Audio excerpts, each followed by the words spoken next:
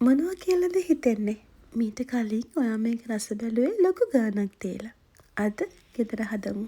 ඔයත් හදන්න වීඩියෝ එක සේව් කරගන්න.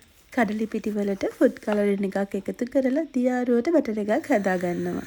ඊළඟට හොඳට රත් වුණු තෙලට පෙනේරකින් මේක වක් කරගන්න. මතක තියාගන්න පෙනේරෙන් වක් කරන වාරයක් ගානේ තාච්චි තෙල් ටික හොඳට රත් වෙලා තියෙන්න ඕනේ.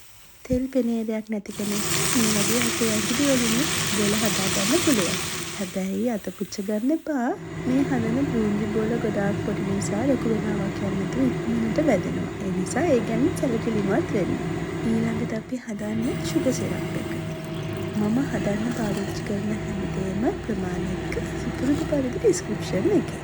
ලුණු පිංචකුත් එකතු කරලා වතුර ටික භාගයට අඩු වුණාම බැදගත්ත බූන්දි ටික එකතු කරනවා. ඔයාට පාට බූන්දි ලඩුවක් හදන්න ඕන නම් සුගර් සිරප් එකට කලරින් එකතු කරන්න එපා. හොඳටම හිඳීගෙන එනකොට කජු ටිකකුත් එකතු කරලා අවසානයේ ලිප නිවලා මේ විදියට බිතෙල් හැන්දකුත් එකතු කරන්න. ඊළඟට ටිකක් මේක නිවෙන්න ඇරලා ඔයා කැමති ප්‍රමාණයෙන් බෝල හදාගන්න. මේක ගෙදර හදන්න පටන් ගත්තොතින් ඔයා බොම්බේ ස්වීට් හොයන් යන කාලේ ඉවරයි. ඔන්න දැන් රස බලන වෙලාව. ඔයාගේ හොඳම යාළුවත් එක්ක ෂෙයා කරන ගමන් කමෙන්ට් එකක් දාන්න අමතක කරන්නත් එපා. ගිහින් එන්න. සුබ දවසක්.